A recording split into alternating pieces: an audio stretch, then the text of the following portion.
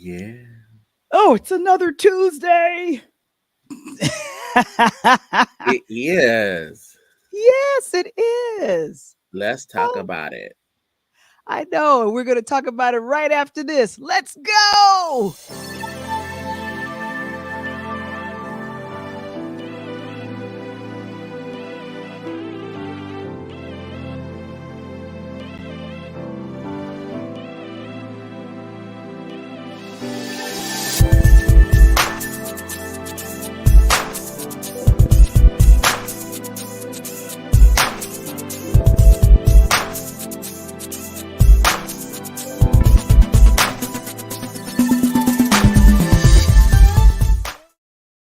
Yay!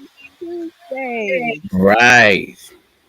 All right. And it's the first Tuesday of the month. It's the first Tuesday of the month. Wake up, Gotta wake get up, checks to wake up, get on. get up, wake up, wake up. Wake up. Wake up. Well, you should be awake because it's 8. If you're not awake, what you gonna do? Oh my I gosh, don't know. welcome to Talk Wake on and bake. Tuesdays. Yeah. Uh-huh. And our episode today is brought to you by what? Our flagship audio podcast. I'm waiting for it to pop up. Yay. I'm waiting for it to pop up. Where are you? Technical difficulties. Please stand by. Let's see. Please stand by. Please Please stand by. stand by as I try to figure out why is it not showing up. This episode of Talk on Tuesday is brought to you by our flagship audio podcast, Interludes, a pure Lighthouse production. Imagine it right there in that Available empty on space. Apple, Spotify, It's right there. and Google Podcasts. It's right. And it's a podcast, so you're listening, you're not seeing it. So just use that same power of imagination to imagine that there's a wonderful thing right there, and it says Interludes, the podcast. Right. Yeah, it's magical. All right, man. Okay. The power of imagination is an amazing thing. Power of creativity is an amazing thing too, huh? We'll be celebrating our 2nd year anniversary this coming June, and coming up on we're in our 4th season. To become a featured guest and or sponsor, please visit our Linktree website, Linktree/Pure Light Media. There we go. And I'm going to go ahead and volume. Happy There Tuesday. you go. Yeah, happy Tuesday. I know. Isn't that lovely?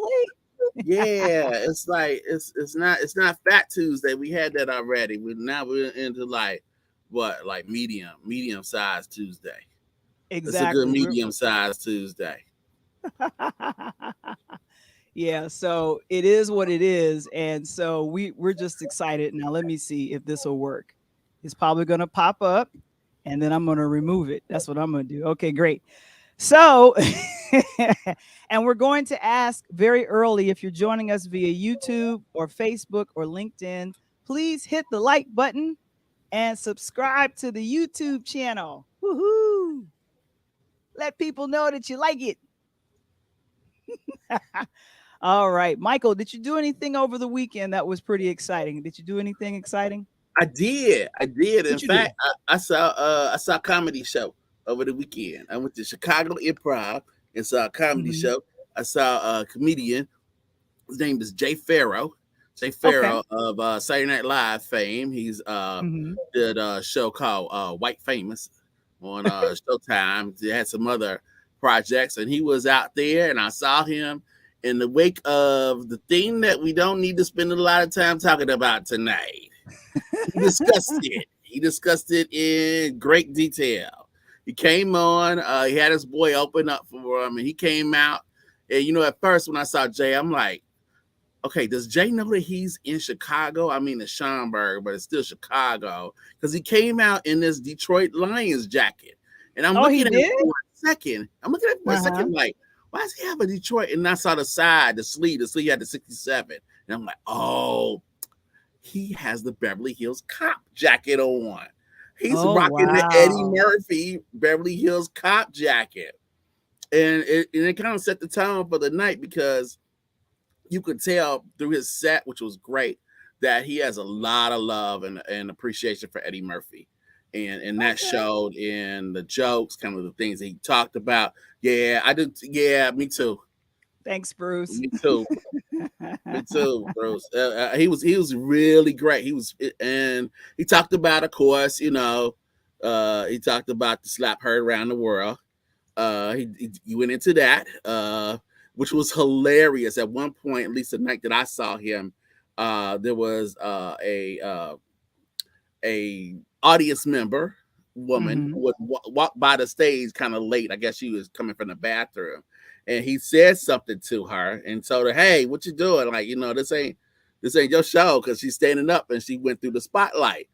And then the guy that was next to her said, "Get your name, get my wife's name out your mouth." No. Oh no. Oh no. That's gonna be a Jay that is dropped going his to be a jacket. He blunt started line. flexing like the Rock. He made this things jiggle. It was hilarious. I mean, obviously it was a joke, so it was so spontaneous and funny, and that's like why I like him.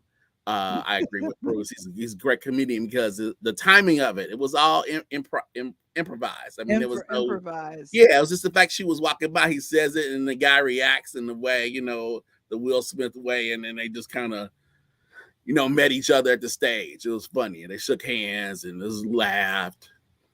So it was a great show. It was a really strong show. And what was Saturday, Michael? Saturday was the second, the day between the first and the third. Michael. Yes. Yes. Guys, if you could do it in the chat, type in "Happy Birthday, Michael." Yeah, well, birthday. Did have a birthday. It was nice day. The night before, I got to see a show. Stayed out there, did some things. Had a nice time. Had a good, very very nice weekend, especially for a weekend where it snowed. The brother Prince was right, because sometimes it snows in April, and it did in Chicago. It did over in thank you. It did out in at least the northern suburbs. It snowed, and I ain't talking about like little itty bitty. It was like big flakes. It looked like woo. We had messed up the seasons for a second, so it did kind of return back to normal. The snow didn't accumulate, but it was snowing for at least about. I mean, it's driving out there. Thank you, Mr. Watts. I appreciate it. Oh, I hope so too. Oh, thank you. Yes, it was, and it was a good birthday. I'm not one that really does a whole lot for their birthday. I'm kind of the quiet person that doesn't like to say anything about my birthday, and then when nobody remembers it, I get angry. So that's me. What can I say? And that's why I appreciate. Yeah. I got a chance. Now, you went and saw great comedy in person. I got a chance to check out. Now, hopefully this works. This is a young comedian, Gerard Carmichael, and he hosted SNL. Now, hopefully this works, but he did a good job and hosting, and he also pretended to be a seat filler. And that was the highlight of the show. That was a highlight. Kind of the highlight of the show. You could definitely check it out on on YouTube, but they kind of reenact the what happens before and after the infamous slap. So it was really, really funny. And Gerard actually said he wasn't going to talk about it, but he actually was promoting his comedy special that's coming out, and in that comedy special, he comes out as gay. Did not know that, and he came out to the SNL stage. He was like, "That's how he wanted to do this." That's how he. No, I'm just. Man, we just gonna go right there. We gonna go right there to it. We gonna go right there because I didn't know, and all right. And the funny thing about it is that the way he kind of presented it and did his, what do you call this? He did the monologue. I just got Eddie Murphy vibes from him. Like, he looked very relaxed and very comfortable and very, like, I'm just gonna talk about it. He kind of walked across the stage, and he had like a live mic, and I could tell some of this stuff was coming off the top of his head, but then again, I can't tell. very talented young comedian, and I was like, wow, I didn't know that. You missed it I still. missed it. I was like, You basic TV person. You I'm a missed the basic TV special. person. I You am. I missed am it. the basic. You only got half the story here. I got that. Thank goodness I'm here for the other half. That's the reason So why you're here. thank you. So so Gerard Carmichael, you guys know who this guy is. He was the guy behind the Carmichael Show on NBC. He was one of the driving forces behind Lil Rel's show. He does a lot of stuff behind the scenes. He's a writer as well as a performer. That wasn't his thing. Now he probably hit hardest at SNL because that is still NBC and it's still Peacock and people still go to that show as a flagpole for comedy. But that's not where to see him. He's on HBO. He has a special that just dropped earlier this week, and he was pretty much on SNL to promote that special on HBO called Nathaniel. Mm-hmm. That is mesmerizing. Okay. Now, I've had to kind of think about it, and I spent some time kind of thinking about what I wanted to say about it. Because it's really simple to, I think, do what you did, Val, which is say like what he said on SNL, which is that he talks about, saying that he is gay for the first time. Which is interesting because you can go back on his catalog and you look at him on the birthday on the Breakfast Club talking about like wanting to find a girlfriend and how tough it is. You can go back in his stand-up comedies talking about like how I really like to have a girlfriend, but I don't have one, and maybe I don't need one. And you can hear these jokes, and you can kind of see. I mean, there was a little bit of Ellen in his early material, his stand-up. Michael, let me tell you something. I wasn't checking. I'm not check. I wasn't checking. I didn't hear. You heard something. I didn't hear it. I told it. Well, that's what I'm saying. Right I'm saying earlier on when Ellen did her stand up, which I thought I always say I still think Ellen is a much funnier stand up comedian than she is talk show host than any of that. When she did stand up, she killed. She did. And she still can. Wonderful. She did it a couple years ago. She just decided to do a special, and it was great. So if you listen, he was talking about some of these things. It wasn't explicit, but it was, it was kind of there. Now, the thing about Nathaniel, which I would encourage people to see, I would encourage you to watch it on HBO. I don't know if it's a comedy special. I'm not sure what it is. You didn't laugh that much? Not really. And it wasn't really supposed to be like that. It wasn't supposed to be like that. Now, what he does is this, and this is a short version. He gives you the scene of, I think it's the Blue Note where they film it. It looks like Blue Note in New York. So he's walking down the streets of New York, Val, one of your cities. He's walking through there, and he walks into the Blue Note, takes his coat off, sits on the stage, sits in a chair with the microphone, and just starts talking to the audience.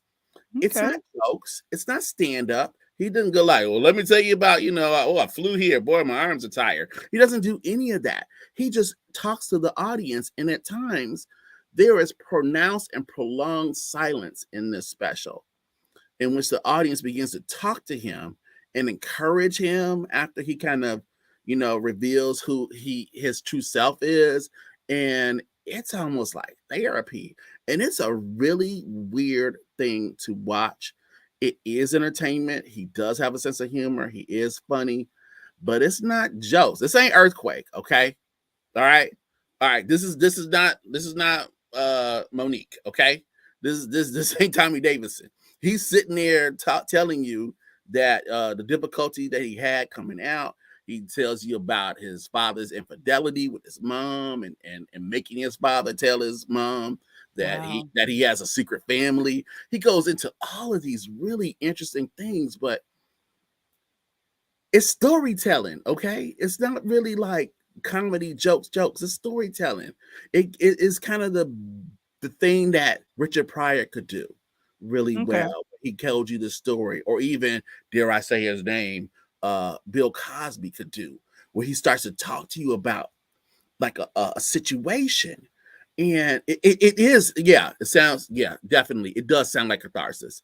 And it is that. And then you see who directed it. Bo Burnham Ooh, directed it. okay. The comedian Bo Burnham, which some people may know from his specials, which are very strange and not necessarily comedy either. But if you don't know who that is, he is a guy who was the bad boyfriend in what was the movie we saw, Val, with the woman who was getting revenge on everybody. Promising Young Woman. Yeah, he is the bad boyfriend and in Promising Young Woman. So he Oh, is a comedian. okay. He does this stuff, and he is like just I don't know, like, and then I had to go back because I spent a little time doing this with Carmichael, Gerard Carmichael. He directed this others HBO special for this guy named Drew Michael. And Val, it was a comedy special where there was one camera just on the comedian, no audience. And so They might have had masks. They might have had masks. no. This is 2018. Oh This no, is this was on before purpose. masks. Okay. Okay. Yeah. So one of the things that he has said is that that Carmichael has said, I had to write it down. This is from an interview he did with Jimmy Kimmel in 2018. He says, like, I feel like comedy should be presented in more unique ways. I think we have found the same way to encapture it, and we kind of repeated that since the 70s. I felt like there are more interesting ways to capture someone's thoughts. And he does. And with Rothaniel, there's this kind of jazz soundtrack because it's at the Blue Note. And it Okay. has this kind of jazz vibe to it. And it's almost like the same thing Burnham does. It's almost like they're not necessarily comedians. They're like sort of verbal musicians. And it's a really interesting thing. I would encourage people to see that. So when you saw Gerard Carmichael on SNL, he was kind of doing basic comedy stuff, which he's still good at. Yeah. But the HBO special is something to check out. Do that. It's not with kids. Don't do it with your kids. He gets into some stuff. It is HBO Max. So, it's HBO. So now we're gonna go right to Sunday, and a very uneventful Grammy Awards, which is what I love. It was wonderful. What did you think, Michael? I thought that you did a wonderful job predicting who was going to win. If anybody checked out either our podcast on the Grammys, you knew pretty much who was going to win. You knew Silk Sonic was going to keep going up to that stage because apparently the stage had a door, but they left the door open. They left the door open for Silk Sonic to walk through and take all the awards, which they did. They won 4 out of the 4 categories. Olivia Rodrigo, there she is, Best New Artist. And that was the Bruno joke, right? Yeah. He interviews Silk Sonic, only talks to Anderson Paak because we don't talk about Bruno. That was pretty good. What were your thoughts, Val? I think you discovered some new artists that you'll probably be downloading and checking out. Is that right? Yeah. The country artist I was really, really happy with. And I can't think of his name right now. Chris Stapleton. He had such a soulful performance. There he is right there. He had such a soulful performance, and I believe he won a Grammy for country, right? Yeah, he did. Yeah, very, very soulful performance. And I have to say, I'm trying to wait till it gets to it. And that's Maverick City with Chris. They got something for Christian.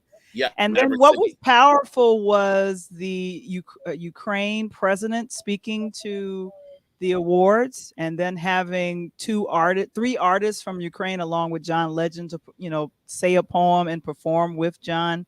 So I thought this was pretty powerful. Yeah. So I was like, wow, okay, if I didn't know anything. And then of course I kept noticing that Trevor Noah just kept going into the audience and making friends with folks, which was hilarious. Just kind of having this stage. Now, I think I was very happy to see this win. And I predicted her, and you, I think, were going for Jasmine. Yeah, I'm so happy she won. She earned that. She was, for a lot of people, she got a lot of people through those dog days of quarantine. I mean, she created what we'll probably go back and listen to years from now in hotels. So I think she did something. She did something there. She created something that was really cool. And a quick question about the young lady. I'm sorry, I didn't mean to jump that far. Somebody, a big winner, Olivia Rodrigo. What about her that I didn't know that you told me?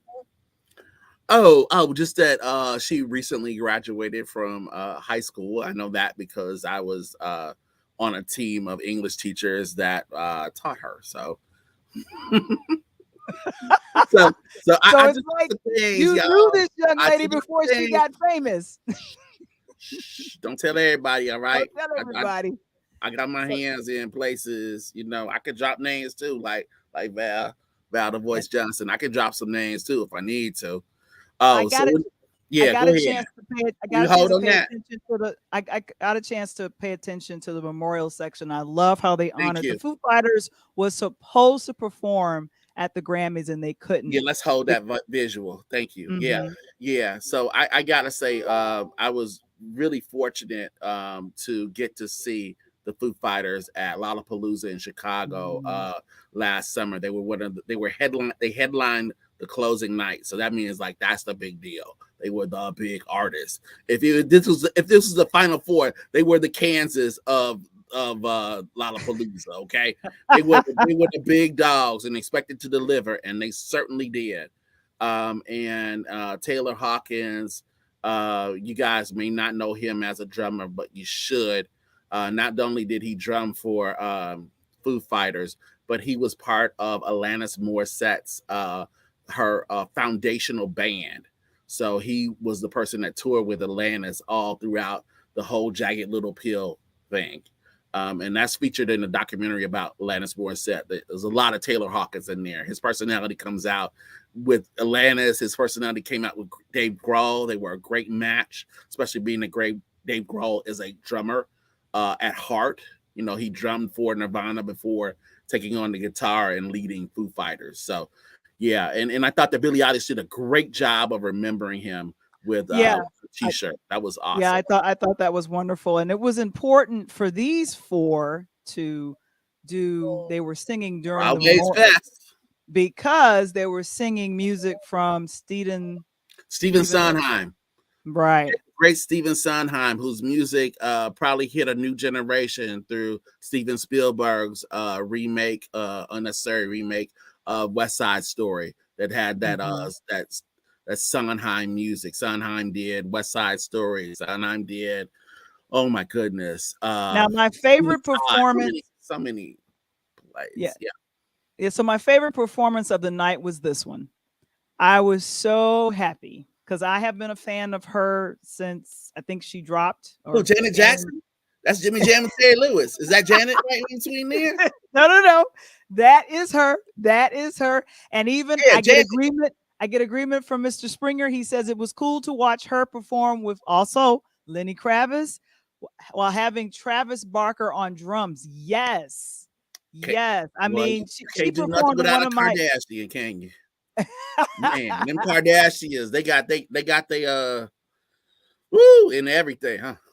Yeah, so I was just really happy with this performance. And I mean, to see just kind of the passing of the baton with first Jimmy Jam, Terry Lewis, you had the drummer, and then you had, Lenny Kravitz just kind of like, I'm going to play this guitar with you. And yes, thank you, Roxanne. I enjoyed that as well. I mean, it was one of my favorite performances of the night. And his pants didn't split. So, because that would have been like a major wardrobe malfunction. If y'all don't know what I'm talking about, you could Google it. It has happened before with Lenny and his pants. Lenny and his pants. So the album of the year, I'm kind of shocked that I called it, but I had a feeling that it was going to be We Are from did. John Baptiste. They did.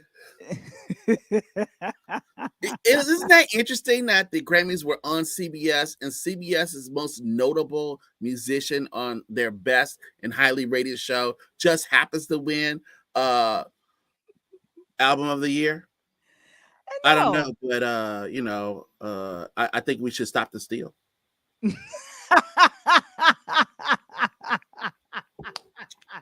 Oh my gosh. Billboard did a list, which was really interesting.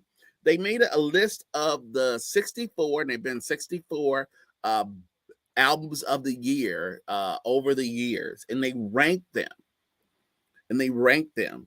Guess where we are, which won this year's album of the year, ranked in the list of 64 winners.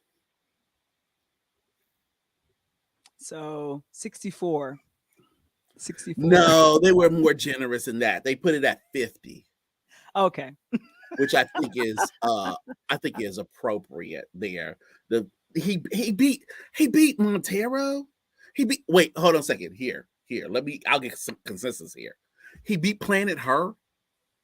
Do you know how much Doja Cat I've been listening to? And I ain't wanted to listen to half of it. Half of it, like the other half, is just forced on me. Okay. You know how much Doja Cat I've been listening to over the last? In fact, I think she has like the top song in the country right now with Woman. So Billboard wrote that they described him as the NPR approved veteran artist. Ouch. Okay. Well, you know what? My thing is his job is not in jeopardy on the late night show with. Oh no, it's not in jeopardy at all. In fact, they really love him and they promoted him, and he won a Grammy that he shouldn't have won. Oh my God. Here's this. You talked about Chris Stapleton, right? Chris Stapleton wins best country, right? Wins best country. Okay. Tyler the Creator wins best rap album of the year. Neither one of them were nominated for album of the year. So the best rap album and the best country album aren't even considered for album of the year. We have to talk to the Academy about that. No, I'm gonna send Will Smith. I'm gonna let Will Smith talk. You know what? Okay, you know what? What we gonna do? And Bruce pointed out that John Baptiste's song "Freedom" is the NCAA men's basketball tournament. It's been used in the promos. That makes sense. Of course it is. CBS is the chief sponsor of the NCAA. CBS with CBS and TNT and True and all the other networks. They promoted that guy. They did a good job of promoting that guy. I mean, that's old school promotion. That's old school. I know. Well, you know what? It's speaking of NCAA.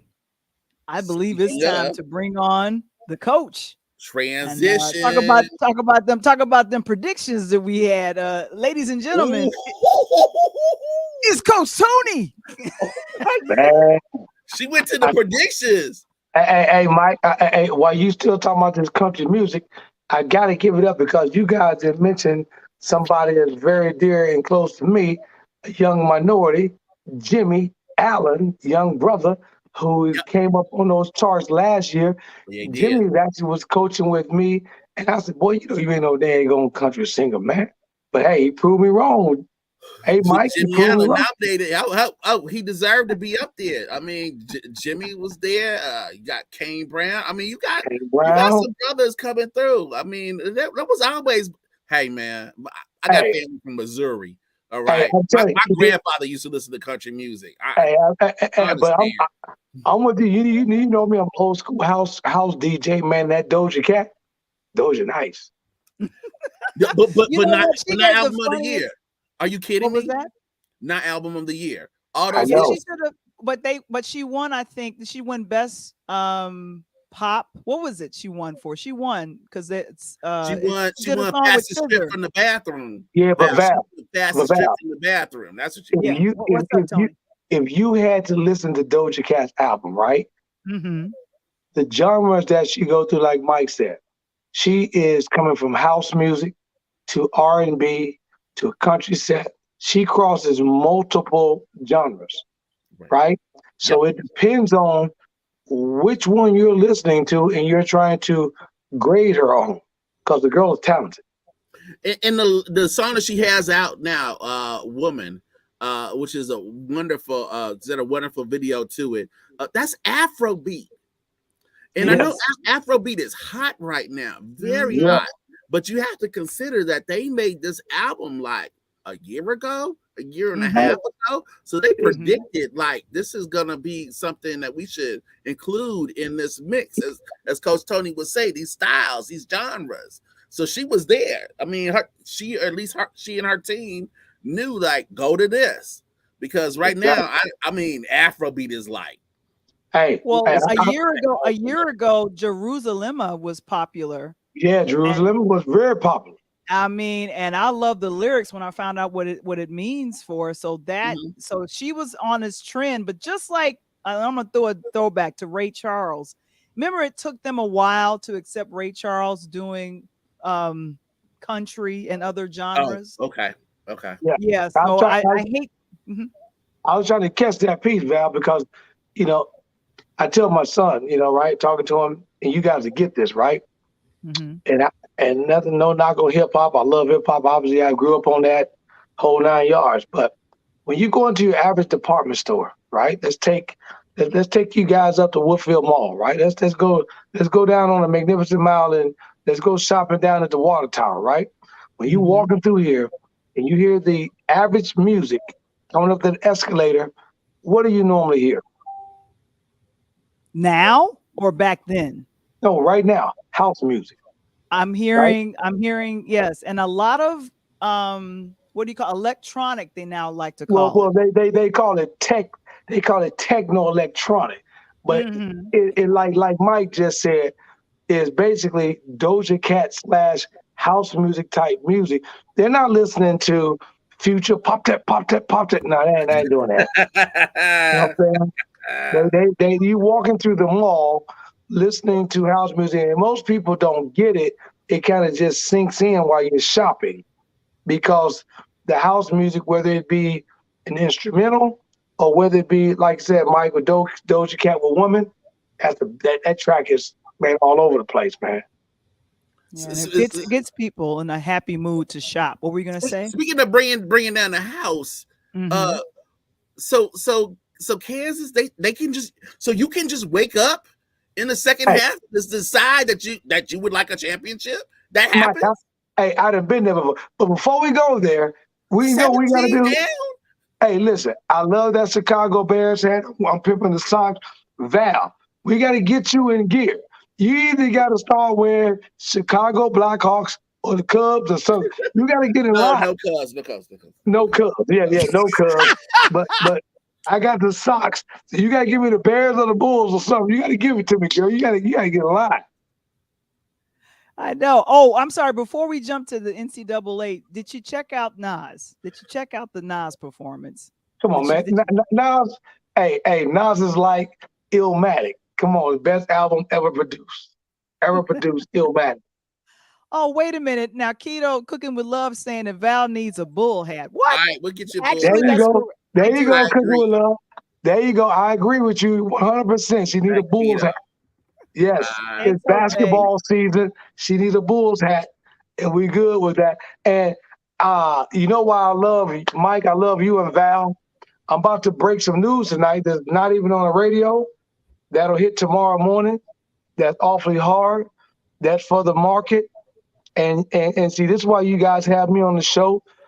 The illustrious Tennessee State University, the aristocrats of band, the AOBs, athletic director Mickey Allen, and head coach Eddie George.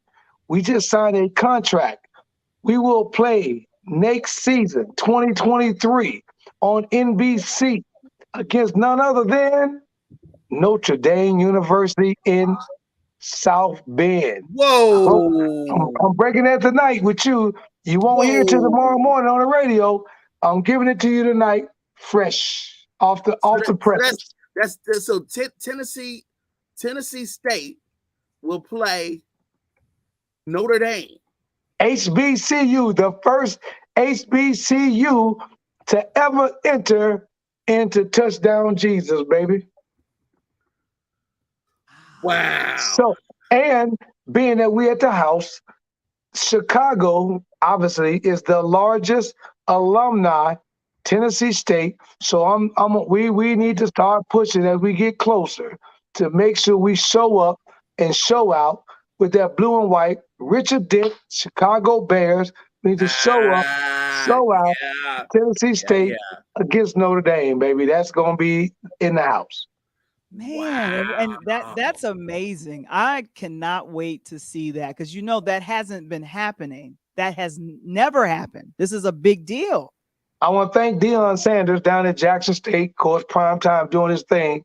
And he just came in, and I'm obviously working with Tennessee State on their marketing program and the athletics, trying to push out some big things. And the ink is not even really dry yet. But once again, I'm breaking it on Interludes tonight. It'll break on national news tomorrow morning, and I'm excited about it.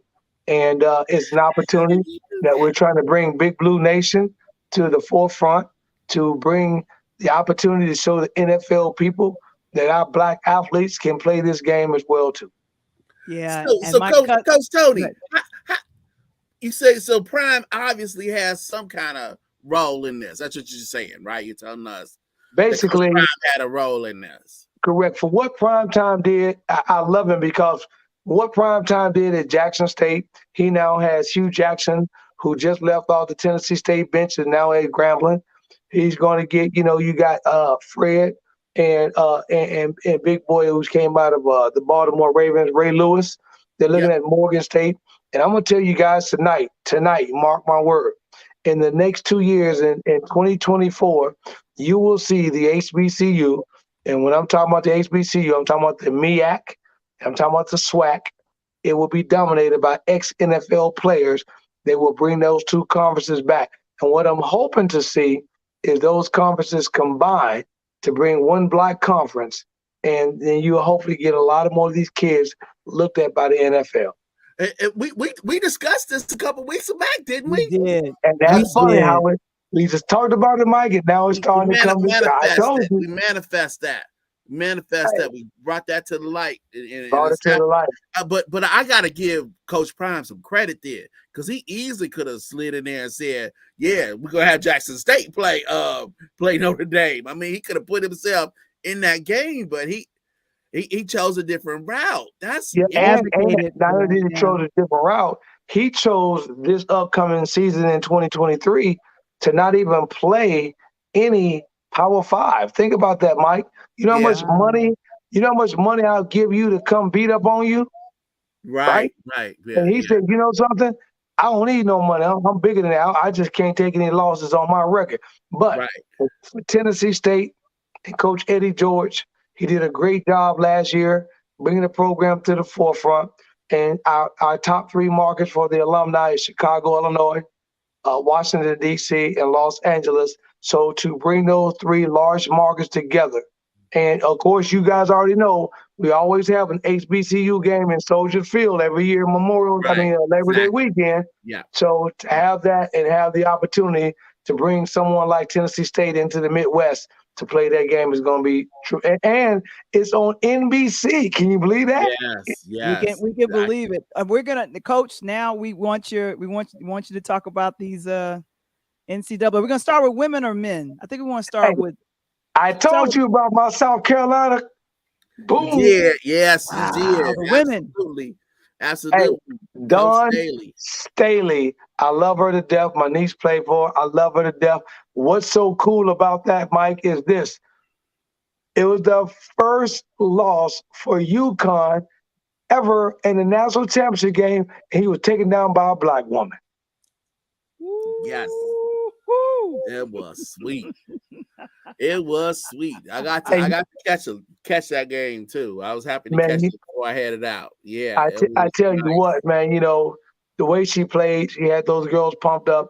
She broke a couple of records in that game, by the way. It was the first time in UConn's history that they were held at 8 points in one quarter. Imagine that, UConn. 8 points in one quarter.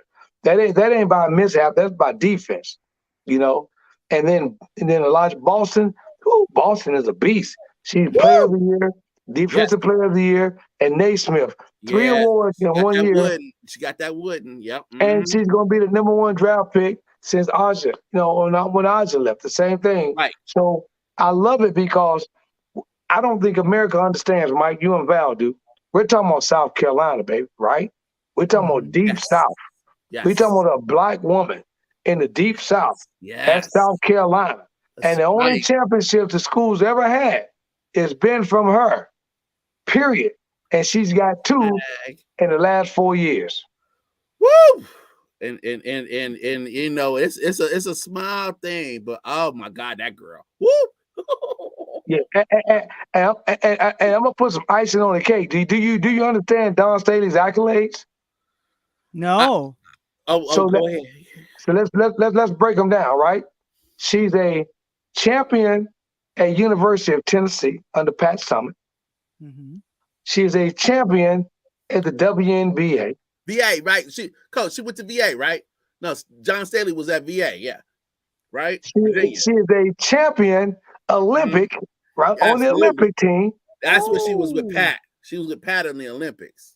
And then she turns around and wins 2 national championship games at South Carolina. So there's nothing the young and for the clothes, Mike. I don't know about drip? you. Man, her drip, Gucci, straight Gucci. Oh my goodness. Gucci. She got more Gucci than Gucci Mane. Oh my God. She got more Gucci than Gucci Mane. Definitely. Wow. Hey, this is the young lady to watch. That's what you're saying. And she ain't done, Val. She's just getting started. And she just signed a 7-year deal, $20 million.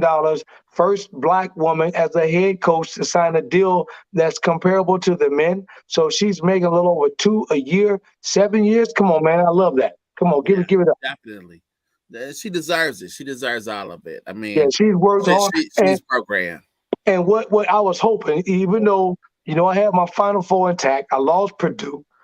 St. Pete got to give it off to Callaway. And you see Coach Callaway after that. What did he do? Mike, Seton Hall, baby. Back to the Hall. He went from $200,000 to $7 million. Would you take that deal? I think so. It sounds like a good man. I mean, I'm not a math major, but that sounds good to me. Hey, my mama said I was born at night, but not last night, right? Oh, there it is. There it is, right there. There it is. Uh-oh. Wow. Yes. Hey, and now kick the door in, Val. And now the men. How did you feel about the men? I was on the radio today a couple of times today. They called me and we talked local radio here on my show. And thanks for making time for us too. Yeah, hey. Name drops. All right. Yeah, go ahead. Hey, me and one of the announcers kind of went back and forth. She told me it was a Buster's run with Carolina who choked and this and that. Let me tell you something. Okay. When you are an athlete and you play this game, and I played at all the levels, and basketball, like any sport, is a game of runs, right? Mike gonna get a run, Coach Tony gonna get a run. Mike gonna get another run, Coach Tony gonna get another run. But it's who can sustain the defense through the run. Now, don't get me wrong. If Hubert would have won that last night, even though I had Kansas, if Hubert would have won it, I would have loved it because it would have became the first ever Black NCAA Division I men's head coach and first Black women's Division I women's coach to ever win a national championship in the exact same year. Yeah. That would have been, and he's a first year coach taking over from Roy Williams. That would have been awesome. But Bill Self had something to say about it, set his own records. First school ever to come back from 21 down, like Val said, and make a run. But if you listen to Coach Self at halftime, he gave them the speech that I would give my guys, and that is, listen, we're down 21. We can't get it all back at one time. Let's get about 3 stops, a couple of defenses. Let's get 3 more stops. Let's see if we can get this down to 10 points by about the 8 or 9 minute mark of the game. We can get it down to single digits at about 9 minutes to play. We're in this ball game. He did just that. He went on a 21-10 run in 8 minutes. That's crazy. Now, I got to take issue with it. Now, I hope you did too, Coach. Somebody saying that North Carolina choked. Baycott played this hard out. I mean, I don't know how many times you can roll your ankle in a game and just keep trying to like put weight on it. Keep going. I mean, he literally could not finish that game. He played. I mean, I that's not choking. To me, that is not choking. Let me tell you something. The kid hurt his game in the Final Four, right? Against Duke, right? Yes. He could have said, I ain't ready to go. And then they could have got blown out. And then the conversation would have been like, oh, he's soft. Oh, he this, he that. Right? Selfish. They selfish. But I know that I'm probably Mike? Top 10 NBA draft pick? Yes. So now I need to show my heart. I need to show what I'm made of. So the kid came out. Not only did he come out, but he set an NCAA record for a double-double, the most double-doubles in the history of the NCAA. And we're talking about even going back to Wilt Chamberlain and Kareem Abdul-Jabbar. Oh, we going back like here's that. Here's the thing. Interesting thing. I mean, I see Mr. Lee has stepped in. He said he feels that Coach Davis, Hubert Davis, has some titles coming his way. Yeah, I think he does too. I think Carolina's a reload program. At least it looks like. But let me give you a jinx, Mike. You tell me if I'm right or I'm wrong. And I'm gonna go back to Mark Lee, and I want you to answer this for me, Mark. So the superstition says every time Jordan either come in and showed up for a national championship game for Carolina, they have lost. If he stayed away, they have won. So yeah, but what's the Danny Manning superstition then? The Danny Manning is Danny Manning fighting last night. I mean, that was like Danny Manning. Man. What? J-Rock. Hey, what they say down there? J-Rock. Hey, Rock Nation, Chalk, man. Rock Chalk, man, and put it up. Paul Pierce stepped up. Danny Manning stepped up. You know what I hate about this whole thing, though, Mike? What's that? And Val, you got to buy in this. Where was Bill Self supposed to be? Val don't know. I do, because it breaks my heart every time I see him win a national championship. He was supposed to coach of my Fighting Illini. Exactly. He's supposed to be in Champaign. Yeah, but hey, he got out of Champaign and now he is toasting the Champagne with 2 national championships. Hey, matter of fact, I'm gonna toast him right here, man. It's torture. I mean, this is in that way I feel like Cub fans do sometimes. They had their great players and they trade them away, and it's like, oh man, that could be my home run. Oh man, that could be my championship. Bill Self is he is a Hall of Fame coach, and I don't say that to be hyperbole. He's already there. Yes, he's already there. The first coach. And I like how he came out. You're talking about Kansas, right? We're talking about Adolph Rupp, Kentucky head coach, who won all these national championships, played there. We're talking about Brother Naismith, who created the game of basketball there. We're talking about Wilt Chamberlain, who played there. We're talking about Paul Pierce. We're talking about Danny Manning. Exactly. So we're talking about all these great players. And he becomes the first coach to have multiple championships at the same school. So, the thing I like about it is that the 2 coolest names in this championship game was what? Who you guys think the 2 coolest names were? Michael. I'm gonna mispronounce it. Ajabi. Abajabi. Abajabi. Yes, definitely. Mm-hmm. No, I'm going the other way, baby. We're going Leaky Black and Remy Martin. Come on, man. Oh well, Remy Martin. Hey, Definitely. Hey, I got my Remy Martin celebration for Remy Martin, and then Leaky Black. if your mama named you Leaky Black, you got to be a pro. Am I right? If your mama named you Remy Martin, definitely. Your mama name. I know what your mama was doing that day, man. I know what your mama was doing that day. remarks, man. How does baby get here? Hey, how did baby get? Hey, I like that cognac. Man. Like the yak. People love that yak. But I'm gonna go back to what you said, and Val mentioned it as well. And I love what Hubert Davis did coming in first year coach, because he had his obstacles at the beginning of the season, right? And we all know that Michael Jordan came in and sit down and had a conversation with him, because he came in the wrong way at the beginning of the season. The guy that was doing the interview asked him about his most important value to North Carolina as a player. Instead of answering that question, he talked about his biracial family. We know about that. And it went left hard, and Michael Jordan kind of roped it back in.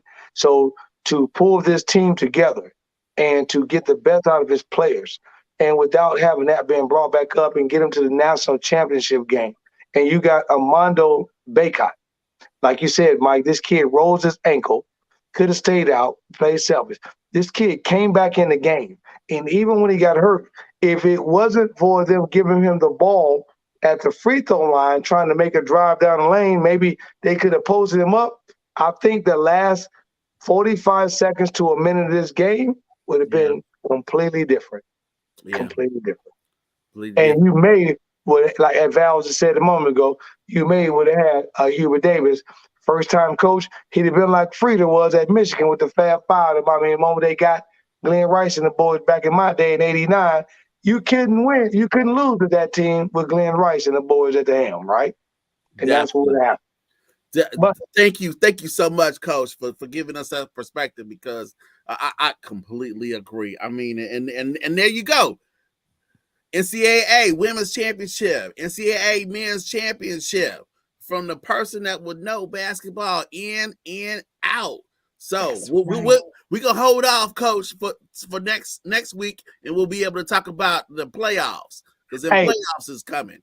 I was gonna tell you, we're gonna turn the hat around. Don't tell me tonight. We're gonna turn the hat around. This is called a tease. We're gonna hold it till next week.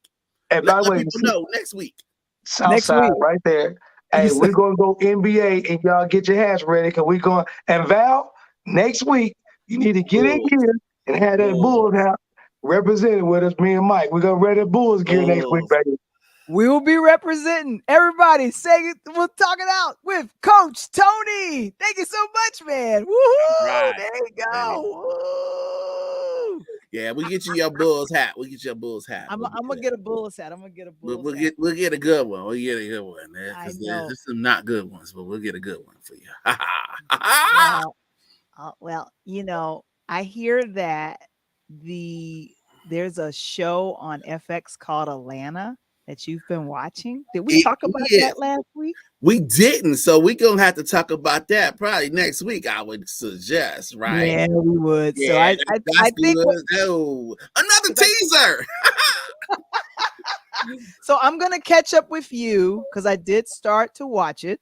Let's hold off. It's hard to get it's a lot to unpack with Atlanta. For sure. I know. Wait till we'll get you all the first 4. We'll talk about the first 4 episodes by then. Exactly. And I think I saw in the chat where I think Kevin mentioned, he asked me, did I see Marlon Wayans in the season finale of Bel Air? I did. And I thought he did a great job. So guys, if you haven't been checking out Bel Air, all 10 seasons are up on Peacock. I love the show. It is what it is. Who's the star of that show now? Jabari Banks. Yeah, but what's the characters he plays? Oh, good Lord. We're gonna let that go. So now what we're gonna do, what we're gonna be talking about in his mouth. Okay, so what we're gonna do is, what are you gonna be talking about, Wamble? It's gonna be Wamble time. All right, tomorrow to preview, and before the new podcast drops, I'm going to talk to you about summer concerts, the people that are hitting the road, where they're going to be, where you can see them, where you can catch it. There's a lot of good live music. We're at that point, masked or unmasked. You all, it's time to get back. It's time to get back into the groove, okay? So I'm gonna let you know who's playing where and what you might want to see and how to get there. Okay. All right. We gotta get back. We gotta get back to life. Back to life. Never miss an episode. reality. Subscribe to the YouTube channel, man. And we're going to go ahead and let you know that this episode of Talk on Tuesday is brought to you by our flagship audio podcast, Interludes, a pure Lighthouse production available on Apple, Spotify, and Google Podcasts. Also, what will be dropping on tomorrow will be the podcast featuring this gentleman. He's known in the YouTube streets as Keto Cooking with Love, but that is Mr. Jose Gonzalez. And the episode will be We Be Cooking. We be cooking. We be cooking. Yeah. I like to cook. You like that? All right. And Michael, what's your name? My name is not Val, the Voice Johnson, but yours is. And this has been Interludes Extra Talk on Tuesday with Val, the Voice Johnson. All right. Well, guys, have a great evening. Take care. We'll see you next Tuesday. Peace.